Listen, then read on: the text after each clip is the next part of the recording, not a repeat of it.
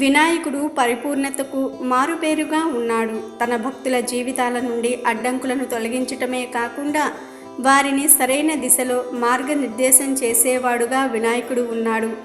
విఘ్నాలను తొలగించి విజయ అవకాశాలను ఇవ్వటంలో వినాయకుడిని మించిన దేవుడు లేడని భక్తుల విశ్వాసం. ఏ పని చేసినా, ఏ పూజ చేసినా విఘ్నేశ్వరుని పూజ తర్వాతనే ఏ పూజనైనా చేస్తారు. పార్వతీదేవి ఇష్టపూర్వకంగా సున్నిపిండితో చేసుకున్న ప్రతిమ నుండి వినాయకుడు ఉద్భవించాడని పురాణాలు చెప్తున్నాయి. అలా పార్వతీ పరమేశ్వరుల పుత్రుడయ్యాడు వినాయకుడు. గణేశుడు సిద్ధి, బుద్ధి మరియు శ్రేయస్సుకు అధిపతి. ఏ పని మీరు తలపెట్టినా, చేపట్టినా దానికి ఎదురయ్యే అవాంతరాలను తొలగించి విజయవంతమయ్యేలా చేయటంలో గణపతి హస్తం ఉంటుంది. అయితే బుధవారం వినాయకుడికి ఈ పండు పెడితే గ్యాస్ ట్రబుల్, ఉదర సంబంధమైన వ్యాధులు అన్నీ కూడా తొలగిపోతాయని పండితులు చెప్తున్నారు. సహజంగా కారంగా, రుచికరంగా ఉండే ఆహారాలను తినటం అంటే మన అందరికీ చాలా ఇష్టం.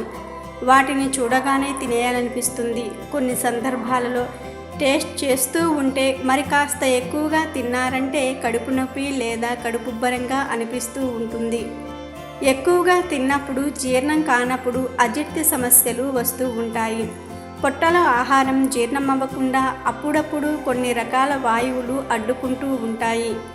అలాంటప్పుడే అజీర్తి వ్యవస్థ సమస్యలు తలెత్తుతాయి. ఆహారం తిన్నా కాసేపటికే ఆకలి వేయటం, కొంచెం తినగానే కడుపు నిండుగా ఉండటం, ఛాతీలో నొప్పిగా అనిపించటం గ్యాస్ ట్రబుల్ సంబంధమైనవి. ఇవి ఏమి ఇబ్బంది పెట్టినా చిన్న సమస్య అని పట్టించుకోవటం మానేస్తే తర్వాత ఇబ్బందులు ఎదుర్కోవాల్సి వస్తుంది. ప్రతి ఒక్కరికి కూడా గ్యాస్ ట్రబుల్, ఉదర సంబంధ సమస్యలు రావటం సహజం. కొంతమందికి ఎన్ని మందులు వాడినా ఫలితం కనిపించదు. మానవ ప్రయత్నంతో పాటు భగవంతుడి సహాయం కూడా లభిస్తే ఏ సమస్యను అయినా ఎదుర్కోవచ్చు. ఇటువంటి సమస్యతో బాధపడుతున్నవారు బుధవారం ఒక మంచి తిథి రోజున ఉదయం నిద్రలేచి పనులు ముగించుకొని శుభ్రంగా స్నానం చేసి వినాయకుడికి పూజను చేయాలి. పూజ తర్వాత గణపతికి నైవేద్యంగా జామ పండ్లను నివేదించాలి.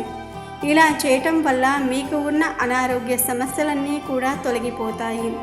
నివేదించిన ప్రసాదాన్ని, జామ పండ్లను మీరు స్వీకరించాలి. ఈ విధంగా చేస్తే ఆ గణపతి యొక్క ఆశీర్వాదంతో గ్యాస్ ట్రబుల్, కడుపు నొప్పి అన్నీ కూడా తొలగిపోతాయి. కావున మీరు కూడా ఇప్పుడు మనం చెప్పుకున్న విధంగా చేసి ఆరోగ్యంగా జీవించండి. వీడియో నచ్చితే లైక్ చేయండి, షేర్ చేయండి, బట్ సబ్స్క్రైబ్ చేసుకోవడం మర్చిపోవద్దు.